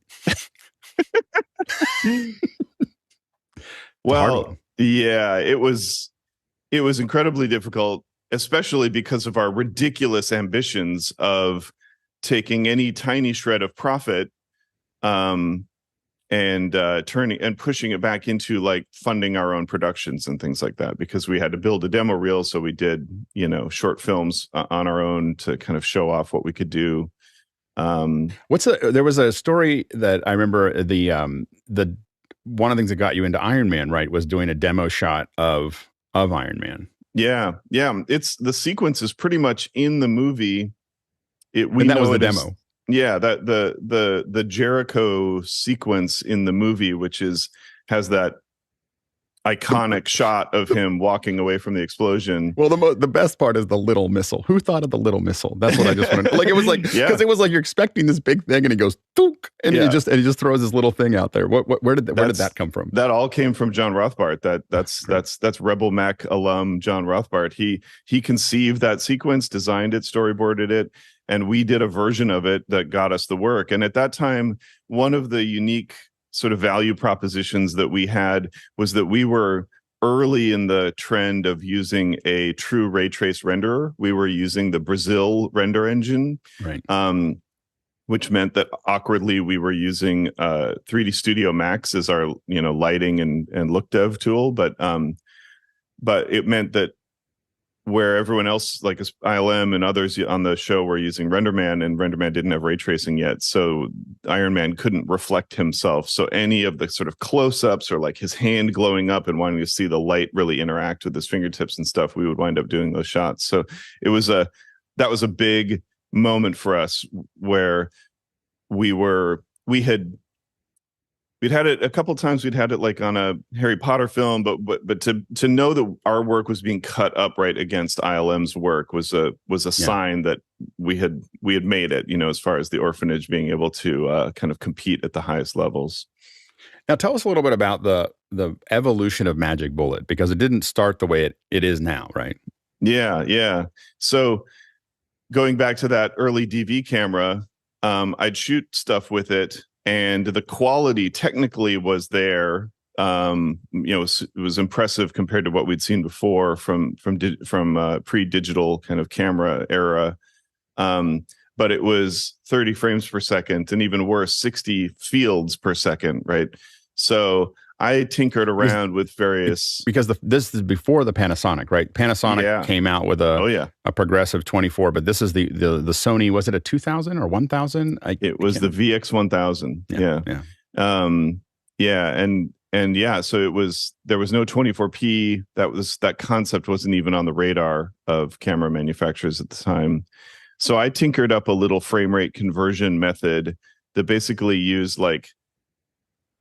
temporal difference matting to check for motion in the frame, and kind of use a single field for places where the frame was moving a lot, and use two fields blended for places where it wasn't. And that wound up being kind of an early service that the Orphanage provided for these films, is that we can convert your footage to 24p and do digital color correction. So along the way, I had developed this little recipe for ways to basically kind of shave some of the digital edge off of this early digital camcorder footage. And that included things like adding little bits of simulation of things like diffusion or removing, artifacts, and then obviously this deinterlacing stuff. So Magic Bullet kind of got its name because of the quote unquote magic property of being able to kind of turn video into film. So really initially it was a frame rate conversion tool. But then little by little, turns out once you convert it to film, you got to make it look like film. You got to make it look like film. And that actually turned out to be the part of the thing that really had legs and continues to be of value to artists today.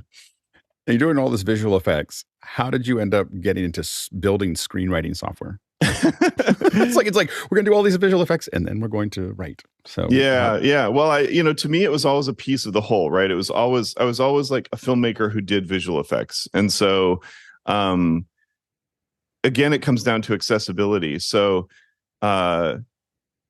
the other sort of Orphanage co-founder, Scott Stewart, and I were like into writing, and we would go to film festivals together. And at some point we saved up our shekels and together bought one copy of Final Draft for like $300 in 1990, whatever money. And it was like this precious, commodity that we had. And, here it is writing to a proprietary file format. It's, if you stop paying for the software, you stop having access to the words you've written. It just didn't feel right to me. And it was many, many years later that after I had a blog, I kind of got into the culture of like web writing, which centers around a format called Markdown, which is just like a really, really lightweight markup language that is like HTML stripped down to its very, very bare essentials, where to italicize a word, you just put asterisks on either side of it. And I realized that I loved writing that way. And I thought screenplays are so simple, Courier 12-point, there's a tiny handful of types of elements, scene headings, action, character dialogue, parentheticals, and transitions. And all of this could be encoded in text with almost no markup whatsoever. And it just made me feel like there was this opportunity to make a plain text screenplay format that would do for screenwriting what Markdown had done for web writing. So it really started with me kind of experimenting in public with this idea. And then I got contacted by legendary screenwriter John August saying, hey, I'm doing the same thing. Let's team up. And so we teamed up and we came up with Fountain, which is the text-based screenplay format. And then each of us independently developed applications to work with it. So he created one called Highland, and I teamed up with a buddy of mine named Clinton Torres to create one called Slugline. So it's just, I can't touch any aspect of filmmaking without wanting to tinker and make tools to try to make the process better, which is, kind of the spoiler alert for the end of the Stu filmmaking saga is that little by little, that sort of impulse to make the tools really took over. Yeah. Yeah, no, absolutely. And I've been using, I think you got me on the beta, and I've been using Slugline ever since. That's great. That's what I use for what I'm doing.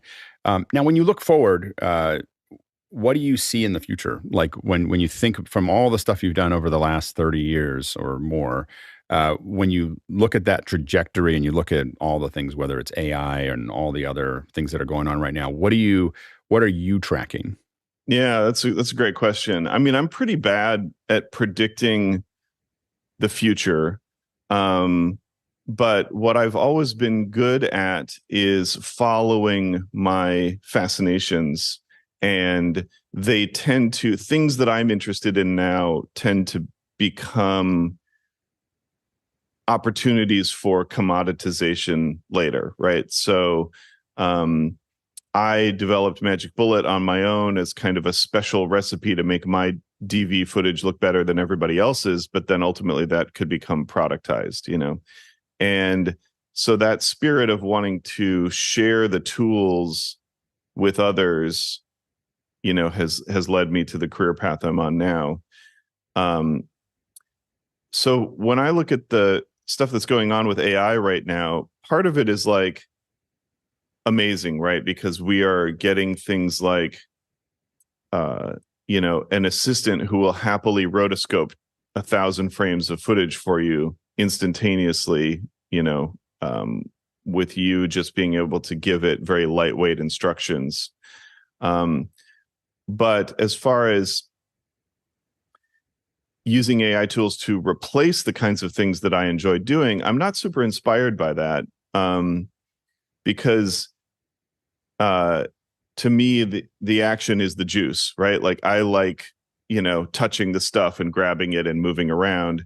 And so if I can just type spaceship battle and one pops out the other end, to me, that the value of what comes out of it is worth exactly the amount of effort I put into it, Right. And that's not true for the audience. So that's just me as like a creative person. Well, Like and I think that for me right now, I love Midjourney, but I love doing it as a concept. I don't think of it as a thing that I'm going to use like that footage. Yeah. I think of it as like, I got this idea. Like I had this idea of this movie idea that people would go to another planet and there's dinosaurs and it's like a hunting safari, except it's dinosaurs. But then of course the dinosaurs get out of control. And so I had this guy running with a rifle and a dinosaur in a desert. And I got this great image, Yeah. and I was just like, and so, and you know how hard it is to sell a concept, and being able to show an image of, the movie's not going to be that, he had like 18 fingers and, that kind of thing, but it's early Midjourney. And, Yeah. But for someone to visualize what it takes, I think it's really powerful. Yeah, and you're in a position where an image like that is useful to you, right? So you being able to vividly describe something and then come up with an image, you're actually in a position where that image is currency to you, right? Right. Very few people are actually in that position, right? Right. So like Midjourney is not nearly as popular as ChatGPT because everyone can make use of, hey, help me write, my wife uses it to write captions on Instagram posts or thank you cards. She gets like horribly sort of writer's block about writing a thoughtful thank you card, but ChatGPT unblocks her, and even if she doesn't use what it wrote, it just gets her out of that cycle. I have a friend who all the stuff that they email back to people they don't like bad comments and angry emails and everything else, they said that ChatGPT is so much nicer about it than they would be, and rather than investing time in someone who's giving them a hard time about things, they just say, take this and give me a respectful response that says this, and this, and then they get it and they cut and paste it and put it in and say, okay, you're done. Yeah. So I'm not trying to be like old man yells at cloud about AI stuff, but I do think that It's interesting how the generative AI is useful to people who are already in the business of making images and who know what to do with them once they get them. But you see it with like the fascination that people have with old school practical visual effects and how much of a even sometimes disingenuous marketing angle that is for a lot of movies and things. And I do think that a certain kind of handcrafted aesthetic will almost become the sort of rebellious, reaction to the ability to make these highly slick images kind of instantaneously. Like they will come to express a sort of valueless quality because they were so effortless to create. Well, the funny thing, I always think of when people say they didn't do any visual effects for a big film, I feel like what they're really saying is we worked hard enough at it so that you wouldn't notice. That's something, because a lot of times we don't. Some filmmakers are privileged enough to be protected from the process or the budget. Yeah, exactly. Like I can spend any amount of money to make it look real, and that's a whole different puzzle. Now, there's a rumor that you might have something to show us. You might have a little something you could demo. Yeah, sure. I just one of the things that I've been doing lately is just sort of getting back into this kind of hands-on visual effects process, right? Just kind of diving back in and and you know, we Magic Bullet led to me joining a company called Red Giant, where Magic Bullet was a product. That's also where John Knoll sold his mighty lens flare plugin. And then Red Giant merged with Maxon, makers of Cinema 4D, a few years ago. And so that has given me renewed interest in relearning 3D animation and the kind of the modern rendering, GPU rendering with Redshift and things like that. So I've got a little project that what I've been doing is I've been doing these like almost like visual effects test shots, and you kind of know what this is like, Alex. You kind of concoct a little project as like a proof of concept for a bunch of stuff. So I've always loved this type of shot where this kind of Michael Bay, like, hardware in the sunset kind of shot.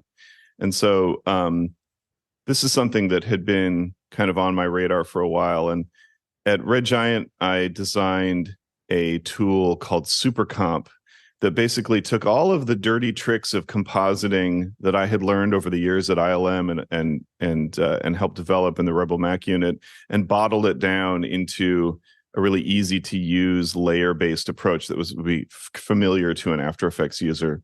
So when you see things like the light wrap and the grain on this, and even the heat distortion and all of that is being handled by SuperComp using render passes that either came out of Cinema 4D and Redshift, or in the case of like the heat ripples coming out from the engines, that's generated by Trapcode Particular, which is our particle plugin that works inside of After Effects. So this is a big collaboration between compositing and 3D.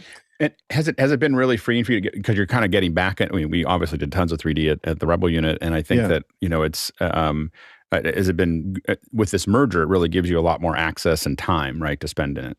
It gives me a professional obligation to play around in 3D, right. which I had been, I'd been really focused on the 2D side of things. I'd really been living in After Effects and, thinking about things like color management and color correction and kind of the evolving state of, compositing and color tools. And having an excuse to just kind of get back into to 3D, it's been a new way to explore this idea of accessibility, right? So this was a free or cheap download, this model from Sketchfab, right? It's like a game engine resolution model. Right. But so part of the challenge is kind of, can I dress it up and kind of hide its imperfections?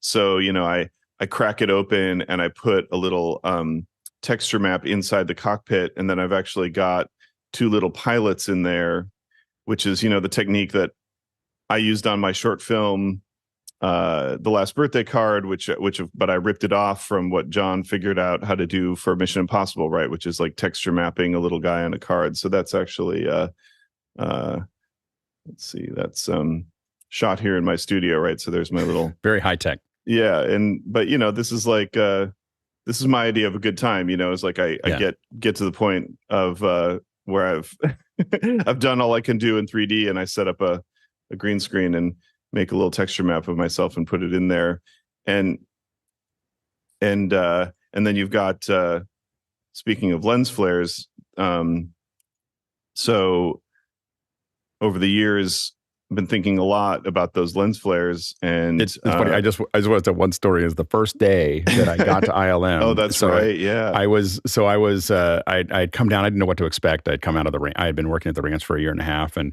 the ranch is fast and furious. You're doing 25 shots a week. They're all kind of slightly less than cartoon version of what you're doing, but it's really exciting. I didn't know what line of direction was when I got to the ranch. So by the time I got finished with the ranch, I kind of understood film concepts and how to work a lot of hours. And then I got down there, and I am so used to this fast churn. And John, Knoll, and Stu are sitting there. I think you spent a couple hours while I was sitting there looking at lens flares. And you were just running a light past a lens, and all I could hear over there was, "Oh, look at that! Yeah, Did you see what it did there? Yeah. I saw what it did. And I was like, and all I could think of is, I am going to love this job. This is just so much fun. Anyway. And you were seeing the happiest person that you've ever seen in your life in that moment, right? There was another moment like that early in this sort of special edition work where I don't know how I got called into this room. I didn't really belong there, but a bunch of the old guard compositors at ILM had pulled out an old film print of Star Wars, and they were looking at it with a loop, and they were looking at the laser blasts, and they were just like, these things don't look anything like what our brains remember them as looking like. And we were all looking at it going, these things are ridiculous. Sometimes they have a dark core and a bright glow. Sometimes they have a bright core and a dark glow. Like, they were just all over the map, but that we have the sense of what they were meant to look like. And everyone was kind of looking around going, we're not going to make them look like this, right? We're going to make them look like what we remember they should look like, right? And so those little moments of like where the history of ILM touched the modern, kind of or emerging, like digital thing. Yeah, John was able to do that, right? He could go on the stage and talk the team into shooting all these lens flare references for us, just so we could make that one shot, that one flyby shot, really, really sing, Well, and he's such a great bridge because he knew all the analog stuff, but he was also core to the future, and just bridge those two worlds. We've got a lot of questions stacking up. I'm gonna, Mitch, do you have a question before we jump into the I just wanted to make a comment question. You can learn a lot about somebody by hearing the stories that you guys are telling, but also looking at this After Effects online. I'm looking at your plugin selections, how you built. I mean, I'm seeing a lot into what's going on. I mean, as a fellow After Effects user, and that's the only thing I have in common with you, since it was it COSA?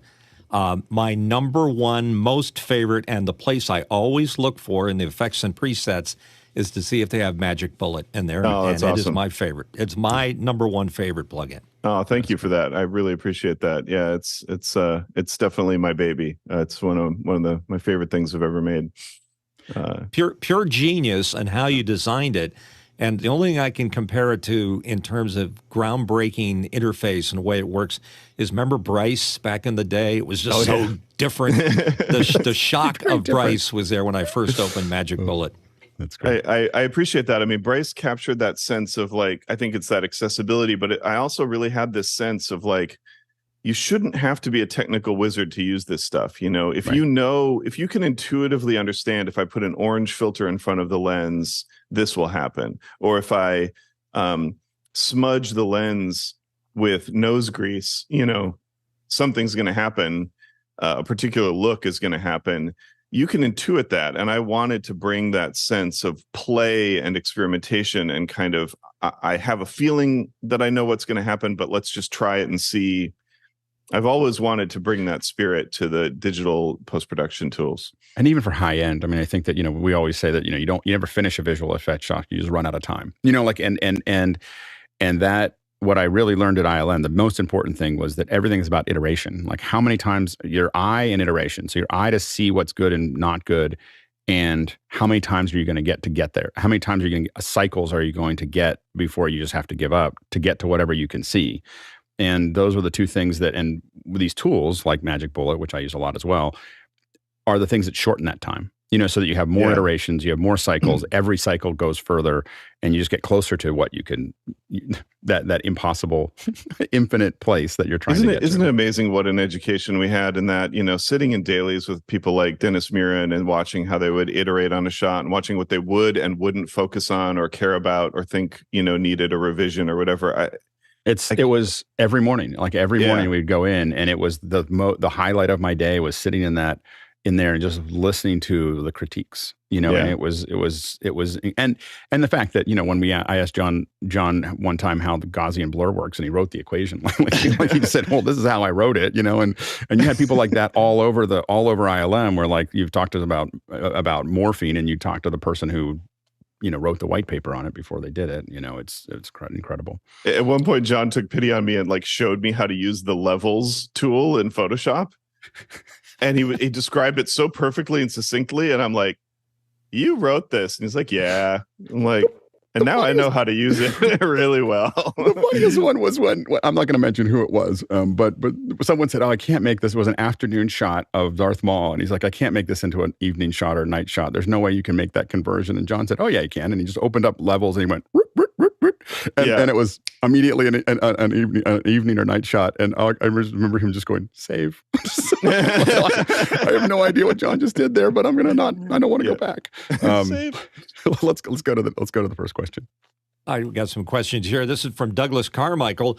Would you ever think of a sequel to the DV Rebels Guide remade for the modern iPhone social media era? Oh, what a terrific question. I appreciate that so much. Like, my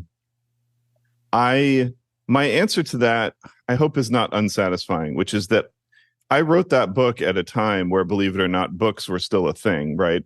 And so I definitely had a sense of like I wanted a physical artifact out of it. But, the fun thing about that book, right, is that it has those rounded corners and it has that sort of, it's printed to look like it's beat up on the edges and whatever. I really wanted it to feel like you could jam it into your camera bag and take it with you in the same way that you would take like a field guide to birds on a hike or something. In the modern era of cell phones and whatever, we have constant kind of access to this ever evolving, pool of information, tutorials. And so I think I'm living the re-edition of the DV Rebels Guide every day when I post on social media. It's something I am still trying to figure out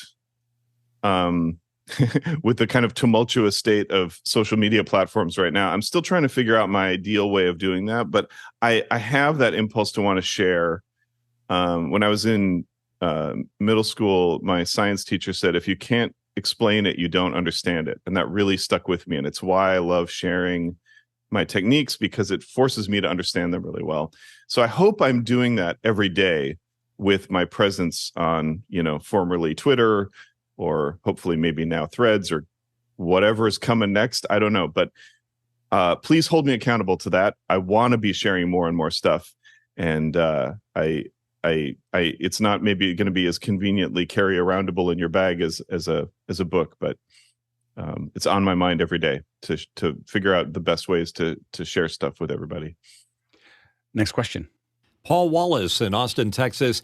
What are some of your favorite video effects shots from movies or TV shows that you've worked on, and why? Well, good one.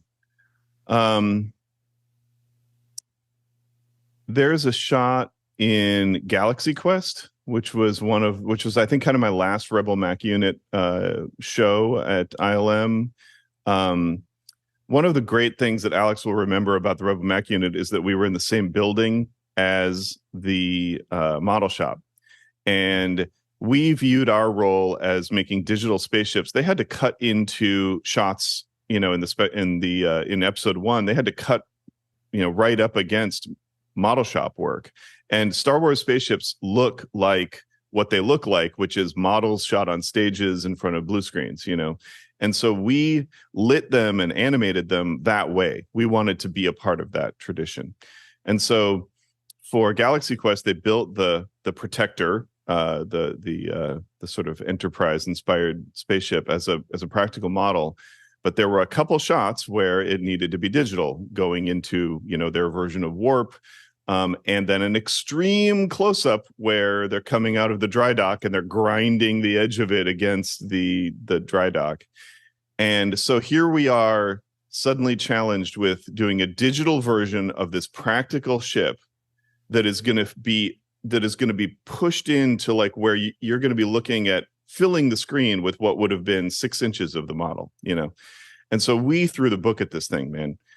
Coley Wirtz modeled it, Andrew Hardaway lit and rendered it, and we just did every technique that we could do. We just threw the book at this thing, and we put it into dailies on film, and the model shop crew were all there, and the visual effects supervisor, Bill George, was there, and everyone just was like, you guys have done it. You have made a digital spaceship that cuts up against ILM's best practical effects work. This is a hand-in-hand kumbaya collaboration between the old and the new, and it was just like the high five that like marked something really important for my career. Yeah, I think that was really interesting. I think we also shared the building with with the Matt department, and UC Wesky and Paul Houston and I'm going to try to get Paul on. And so, he's the best. He's so good, and especially watching Paul take models, like he's been there since day one. Take models, digitize them with a microscribe, and then take pictures of them in the sun, and then camera map them back on. I think that there was something about like learning that you use all of these things. You don't have to make it all digital. Absolutely. Yeah. Next question. From Chris Fritchie in Tomball, Texas. Is today's version of Cinema 4D capable of accomplishing the same shots, animations, and lighting that you've done in the past with the older technologies? Nice FJ40, by the way. Thank you. By the way, that's one of my hobbies on top of hobbies is designing my own creation Lego set. So I designed that and built it. Alex will remember that I used to drive one of those around. Yeah, absolutely. Cinema 4D is amazing, and it's such a privilege to be a part of its amazing history.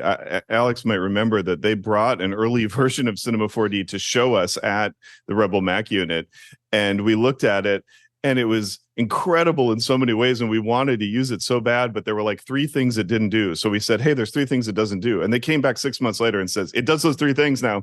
And that sort of spirit of like scrappy, like, yeah, we can do it. We can do it. Cinema 4D is absolutely capable of doing every level of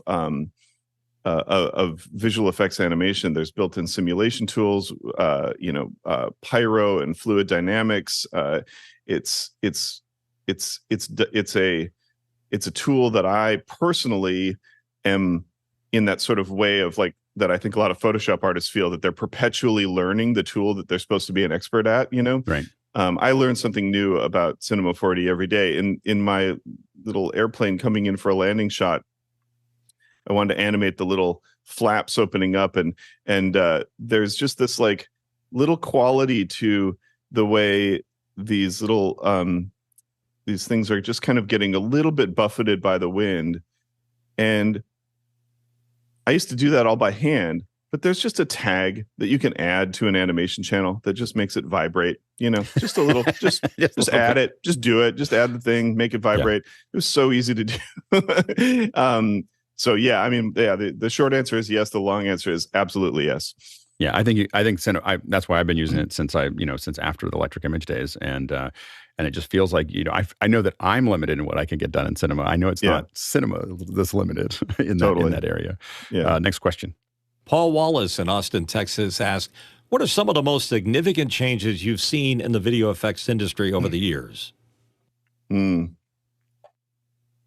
That's a good one. To me, it's a handful of years ago at SIGGRAPH, there was a demonstration. There's a thing called Stupid Rat Tricks, RenderMan something something.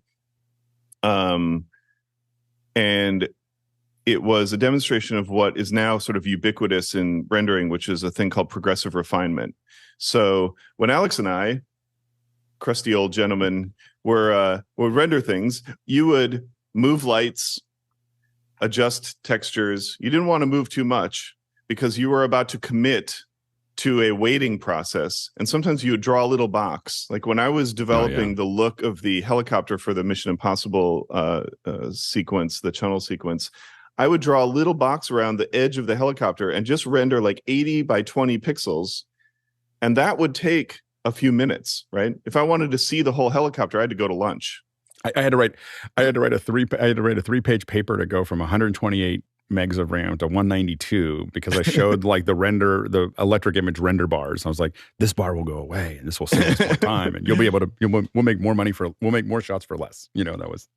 But now when you are lighting something, what happens is that you see a low quality version of the render in real time as you're adjusting the parameters. And it's enough so that it's just like Alex was saying earlier about what matters is being able to quickly iterate on creative decisions.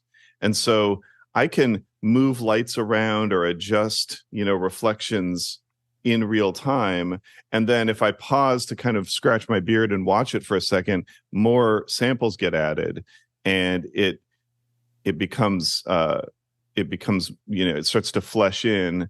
And I am just iterating on creative decisions so much quicker these days.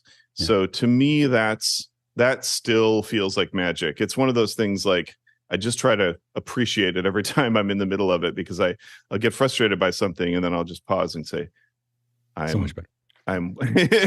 This is all happening in real time for me. I always think back. I know we're reminiscing a little bit, but I remember, and we'll probably do too many John Knoll stories. But I remember when anybody complained about After Effects, John would explain how film compositing was done. Like, yeah, that was like exactly. he had a little stick that just go through, like let me tell you, like, whatever you're complaining about, it's nothing like what it was before. That was his uphill in the snow both ways. Talk. Yeah. Well, and the I remember Scott Pascoe showing us render or global illumination for the first time with electric image at some SIGGRAPH, and all of our brains were just like melting out, like, oh my, and so every time I turn on global illumination in cinema, I just think of that moment, like, we were like, we don't have to light everything explicitly, like we can just turn it on. We faked that in that, and that I had done this on Twister, and so I knew it would work, but we did it again on that Galaxy Quest shot. You just make an array of like a million lights in a ball, and it takes forever to render, but the shadows are all soft, and you get all these soft contact shadows and everything, and they were all, shadow mapped shadows, but like, so you couldn't afford to do too many of them, but they could all have really low resolution shadow buffers, and so you had like an array of, like, a geodesic dome of lights surrounding the thing, and that was our early kind of fake radiosity. It makes you a little crusty, like when they said, "Oh, they got ray tracing for in the new NVIDIA," like the new ray tracing. I'm like, I rendered a lot of shiny ships with fog rendering. Like, I was like, I'm not like, yeah, it's okay. Next question. And it's Josh Kaufman from Pittsburgh, PA, weighing in with: how much does photography, modeling, drawing, painting, etc., influence or inform the necessary vocabulary of a graphics creator? Oh man, what a terrific question. Absolutely, that's huge, right? So I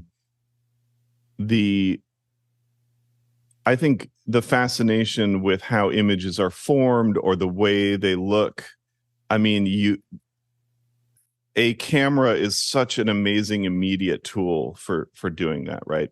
And that was the lesson that I learned on Mission Impossible, that it makes me so happy to see it today with things like, the amazing visual effects work in Dune or in the new Top Gun, where they shot real planes, or they shot actual helicopters landing and then replace it with an ornithopter, or in Top Gun, replacing it with the period appropriate plane.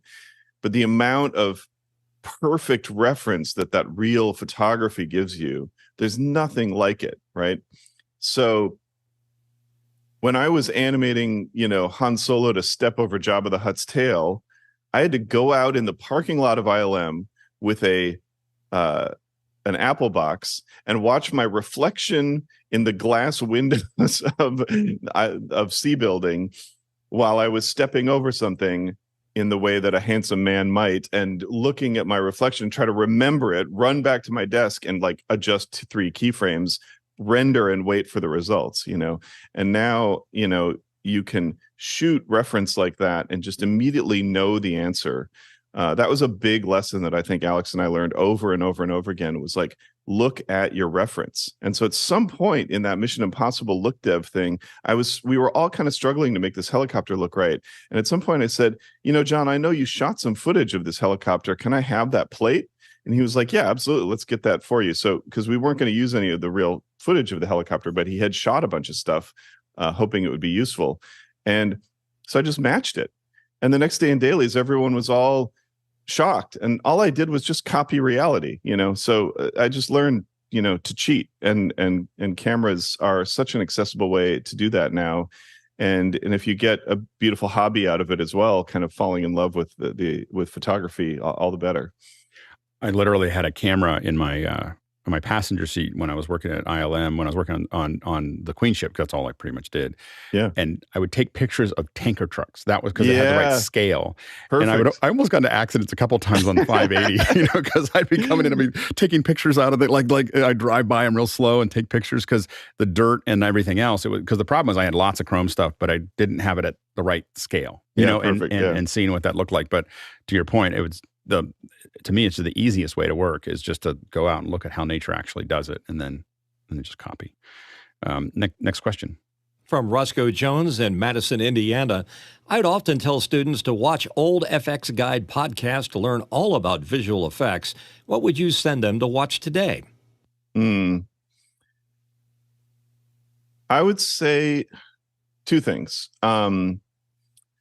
I would say watch the Corridor Digital channel, because they get some great guests on, including my old mentor at ILM, John Burton. And recently they had Todd Vaziri from ILM, who's a prolific visual effects advocate on social media and great guy. But they just have this kind of rapid fire experimentation process that I really enjoy. They bring a good energy to it. But you know what? The best resource out there is grab your iPad and get the Cinefx app and just find some beautiful old movie that you love and download the digital, restoration of the old Cinefx issue for that movie. So read the Cinefx on RoboCop, right? And learn how Phil Tippett sculpted muzzle flashes for Ed 209 out of cotton wrapped around a light bulb. Or get the Cinefx for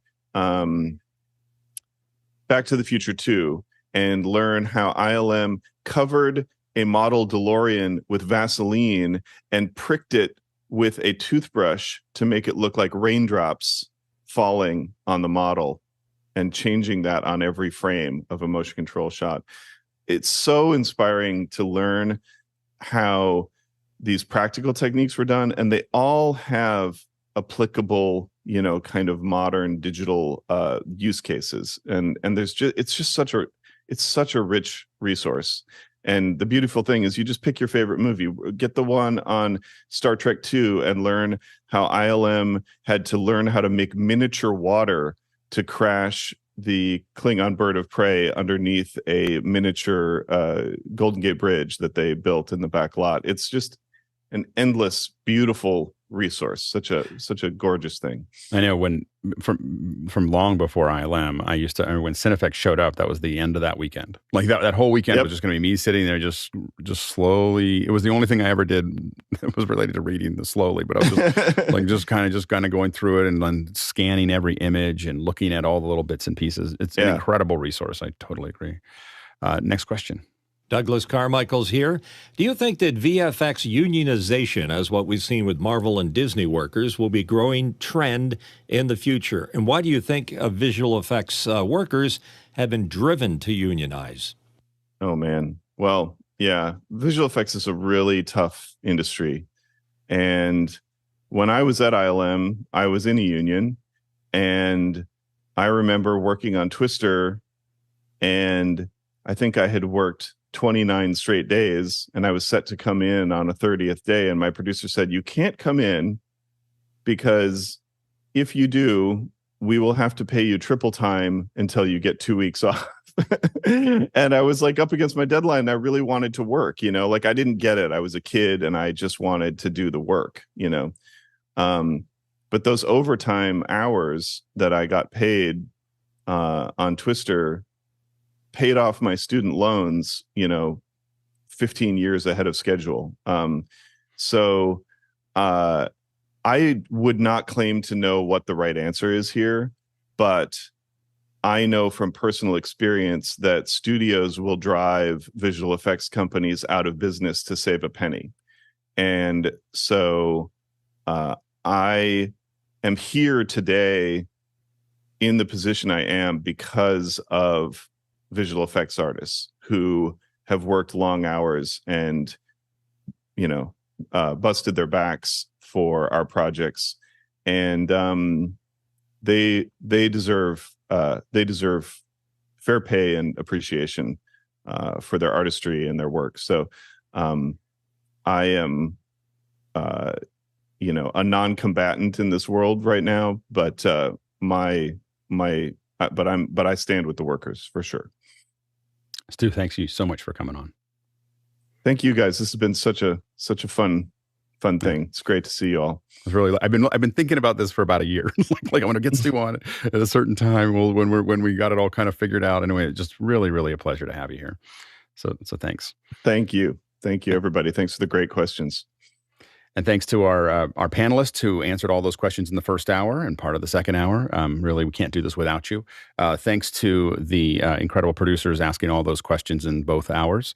Again, we can't do that without you either. This is a real short show without the questions. And then finally, thanks to the incredible team that comes in every single day and develops the software that we use to run this show, figures out who's going to show up and make sure that they're ready to go, and comes in and actually runs the switching systems and everything else that we do. It's an incredible thing that we all kind of come together and create our content together. And we really appreciate all of your contribution. We traveled, I think we did pretty good. We traveled 40,000 miles today, 65,000 kilometers, answering all those questions, jumping around the world. And that's 322 million bananas for scale. All right, let's go ahead and jump into After Hours. Stu, there's the camera. It's the F950.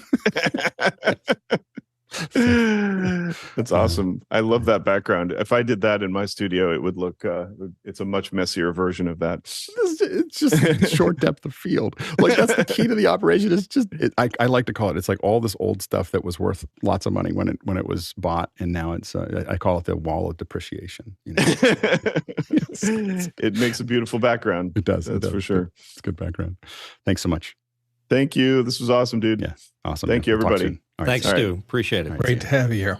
Thank you, guys. Bye. Bye-bye. That was fun.